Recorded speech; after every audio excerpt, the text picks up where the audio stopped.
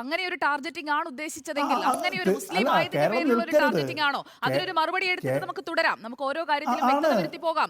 ഓരോ കാര്യത്തിലും വ്യക്തത വരുത്തി പോകാം. Shri V R Anoop. യുവരാജ് ഗോകുൽ, താങ്കളുടെ പാർട്ടിയുടെ അധ്യക്ഷൻ, ക്ഷമിക്കൂ, ഒരു നിമിഷം ക്ഷമിക്കൂ. ശ്രീ യുവരാജ് ഗോകുൽ, ഇക്കാര്യത്തിൽ ഒരു വ്യക്തത വേണം. മുസ്ലിം ആയതുകൊണ്ട് എടുത്തു പറഞ്ഞതാണോ? ടി.എൻ. പ്രതാപന് വേണ്ടി സോഷ്യൽ മീഡിയ കൈകാര്യം ചെയ്യുന്ന ആളെ കുറിച്ച് PFI കാരനാണ് എന്ന് പറഞ്ഞുകൊണ്ട് ജാമിയ മിലിയ ഗൂഢാലോചന കേസിൽ ചോദ്യം ചെയ്തു. ദില്ലി കലാപത്തിൽ പങ്കുണ്ടെന്ന സംശയമുണ്ട്. അങ്ങനെ ഒരാളാണ് പ്രതാപന് വേണ്ടി നറേറ്റീവുകൾ സൃഷ്ടിക്കുന്നത്. പറഞ്ഞത് BJPയുടെ സംസ്ഥാന അധ്യക്ഷനാണ്. ഫാക്ട് ചെക്ക് ചെയ്യാതെ മുസ്ലിം വിരോധം കുത്തിനിറയ്ക്കാൻ വേണ്ടി നടത്തിയ ഒരു പ്രസ്താവനയാണിതെന്ന് ശ്രീ അനൂപ് ഇവിടെ ആരോപിക്കുന്നുണ്ട്. മറുപടി.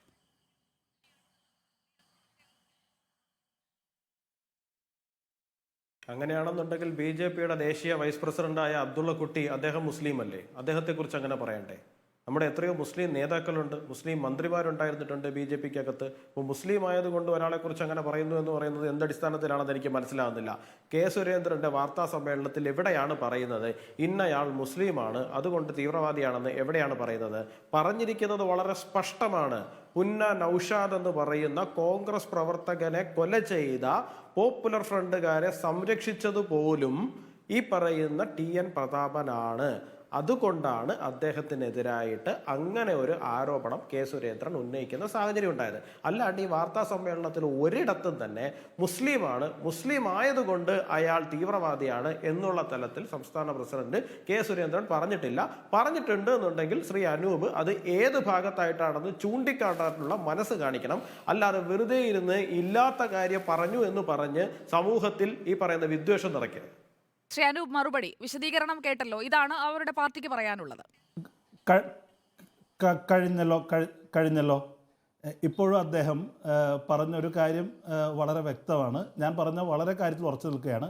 അദ്ദേഹം പറഞ്ഞത് ഇന്ന് BJPയുടെ സംസ്ഥാന പ്രസിഡന്റ് കെ സുരേന്ദ്രൻ പറഞ്ഞത് ഈ പറയുന്ന T.N. പ്രതാപൻ്റെ സോഷ്യൽ മീഡിയ കൈകാര്യം ചെയ്യുന്ന NS അബ്ദുൽ ഹമീദ് വളരെ വ്യക്തമാണ്. അദ്ദേഹം കൃത്യമായി BJPയുടെ സംസ്ഥാന പ്രസിഡന്റ് ഒരു സംശയത്തിനും ഇട നൽകാത്ത വിധം സ്പഷ്ടമായി കൃത്യമായി പറഞ്ഞിരിക്കുന്നു PFIയുടെ ആളാണ്.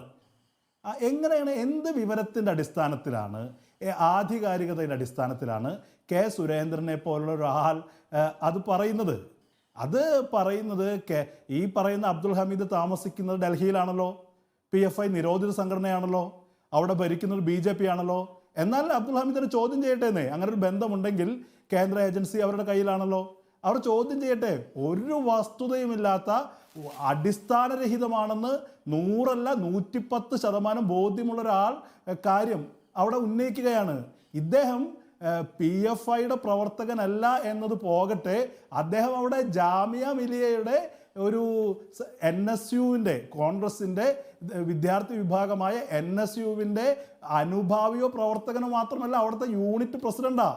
NSUവിൻ്റെ യൂണിറ്റ് എന്ന് പറയുന്നത്, ജാമിയ മിലിയയിലെ യൂണിറ്റ് എന്ന് പറയുന്നത് ഒരു KSU പ്രസിഡന്റിന് തുല്യമാണ്. ഒരു സംസ്ഥാന ഘടകമായി NSU കാണുന്ന യൂണിറ്റിൻ്റെ പ്രസിഡന്റായ വ്യക്തിയെ ഒരു മതവിഭാഗത്തിൽ പെട്ടു എന്ന് പറഞ്ഞുകൊണ്ട് അദ്ദേഹത്തെ പോപ്പുലർ ഫ്രണ്ട് ആക്കുകയാണ്. അദ്ദേഹം ഇതിനകത്ത് വളരെ അത് തന്നെയാണ് എന്റെ ചോദ്യം. ഞാൻ പറയുന്നത് വളരെ കൃത്യമാണ്. അല്ല, അദ്ദേഹത്തിന് പോപ്പുലർ ഫ്രണ്ടുമായിട്ട് യാതൊരു ബന്ധവും ഇല്ല എന്നുണ്ടെങ്കിൽ അദ്ദേഹത്തിനോട് മാനനഷ്ടത്തിന് കേസ് ഫയൽ ചെയ്യാൻ പറയൂ. അല്ല, ഞാൻ പറയുന്നത് സുജയ, അദ്ദേഹത്തിന് പോപ്പുലർ ഫ്രണ്ടുമായിട്ട് യാതൊരു ബന്ധവും ഇല്ല, ഈ ഉന്നയിച്ചിരിക്കുന്ന ആരോപണങ്ങൾ മുഴുവൻ തെറ്റാണ് എന്നുണ്ടെങ്കിൽ അദ്ദേഹത്തിനോട് ലീഗൽ ആക്ഷൻ എടുക്കാൻ പറയൂ. കൊടുക്കട്ടെ.